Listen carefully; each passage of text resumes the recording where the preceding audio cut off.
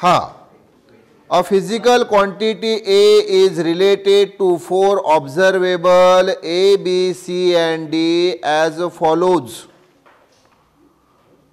और हमें वैल्यू दी है A equal to A square B cube upon C root D.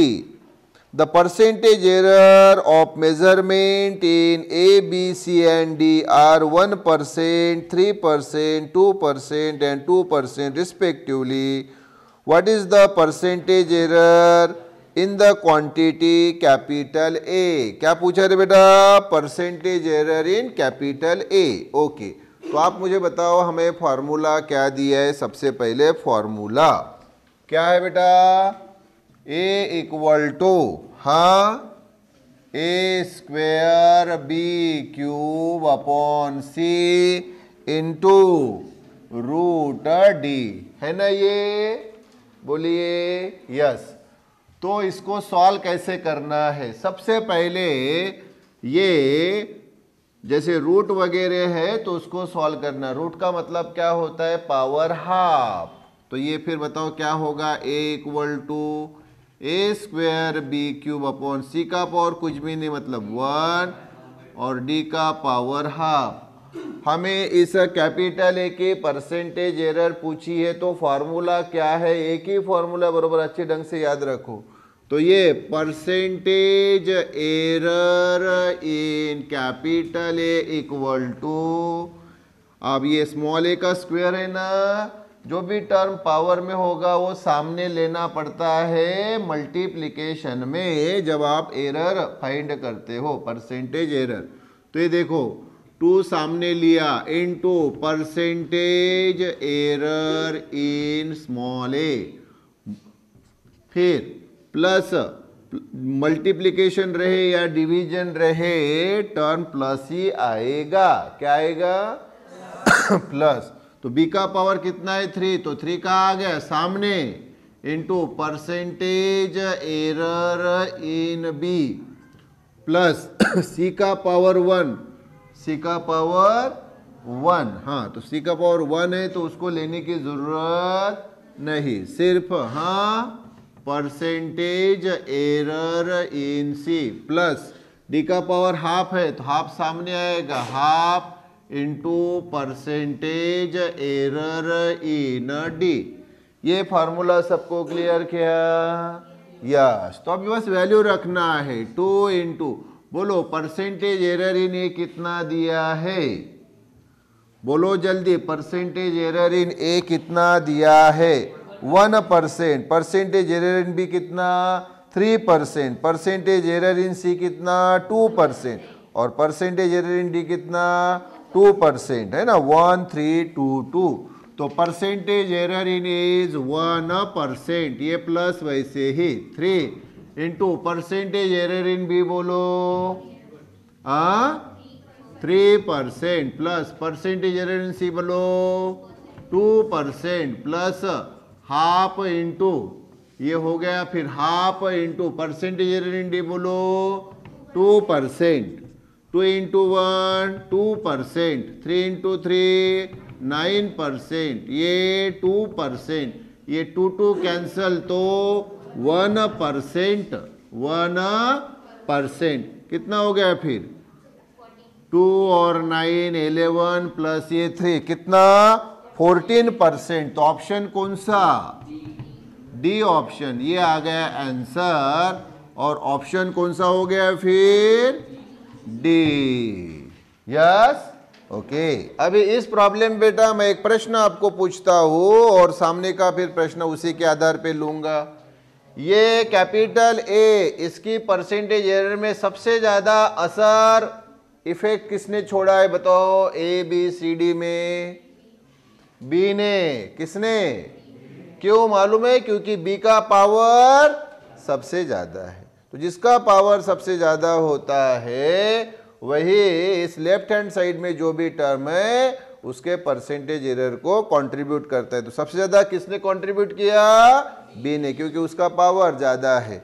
तो उसी प्रकार से फिर सामने का देखो, A physical quantity P is given by P equal to A to the power 3, B to the power half upon C to the power minus 4, D to the power 3/2. हाँ, क्या दिया है ये बोलो फिर। P इक्वल टू क्या दिया है, A cube, B to the power half, C to the power और D टू द पावर 3/2।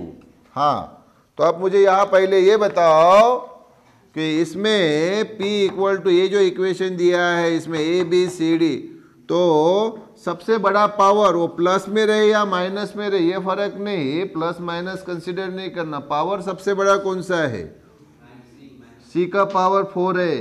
तो इस P के ऊपर सबसे ज्यादा असर इफेक्ट कौन छोड़ेगा, C छोड़ेगा, क्योंकि उसका पावर ज्यादा है। पावर प्लस या माइनस है ये कंसिडरेशन नहीं होता, पावर बड़ा कौन सा है तो 4 है। तो P क्या परसेंटेज एरर जो भी रहेगा उसके ऊपर सबसे ज्यादा असर कौन छोड़ेगा, C, ये क्वांटिटी। तो कौन सा ऑप्शन बोलो फिर, C option. Yes, clear. A physical quantity is given by x equal to m to the power a, l to the power b, t to the power c. The percentage error in measurement of m, l and t are alpha, beta and gamma respectively. Then maximum percentage error in the quantity x is, ये पूछा है और option A B C D ये 4 option दिए, right option हमें choose करना है। पहले बताओ हमें इक्वेशन क्या दिया है, तो आप बोलेंगे सर इक्वेशन दिया है x equal to m to the power a और बोलो l to the power b और t to the power c, ये दिया है।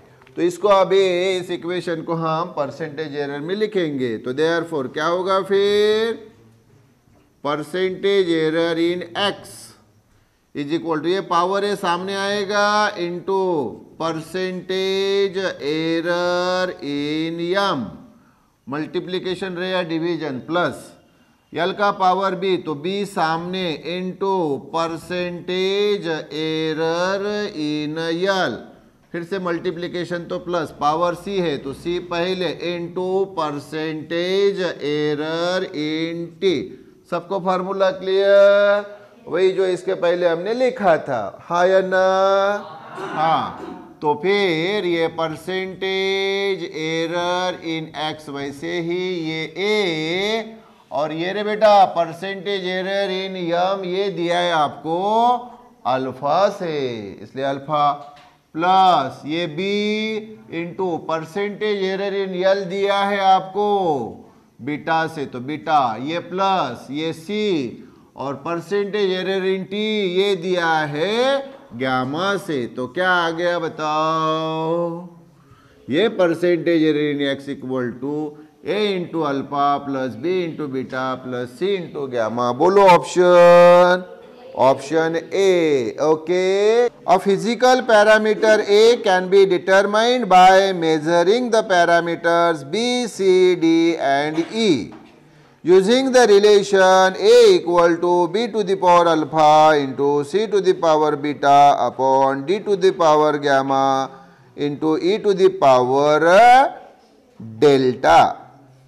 If the maximum error in the measurement of B, C, D and E are B1%, C1%, D1% and E1%, then the maximum error in the value of A determined by the experiment is, ये दिया है। तो मुझे बताओ equation हमें क्या दिया है ये बताओ। A इक्वल टू, बोलो जल्दी क्या दिया है, A इक्वल टू, हाँ, B to the power C to the power upon D to the power और E to the power delta. Okay, yes, ये दिया है ना। तो फिर वही फिर इक्वेशन आपको मालूम है, therefore percentage error in A equal to, ये पावर अल्फा सामने, into percentage error in B. Multiplication है तो प्लस, ये पावर बी है तो पहले लिया, इंटू परसेंटेज एरर इन सी। हाँ, डिवीजन है तब भी प्लस, मल्टीप्लीकेशन रहे या डिवीजन रहे प्लस ही। और डी का पावर गामा तो गामा पहले, into percentage error in D, ये इंटू यानी plus, E to the power delta तो डेल्टा पहले लिया, into percentage error in E. Formula सबको क्लियर है बाबू? यस। तो ये लेफ्ट हैंड साइड वैसे इक्वल टू अल्फा, और ये परसेंटेज एरर इन बी वहां किससे दी है रे बाबू आपको? वो दी है B1%। क्या दिए रे बाबू? ये B1%।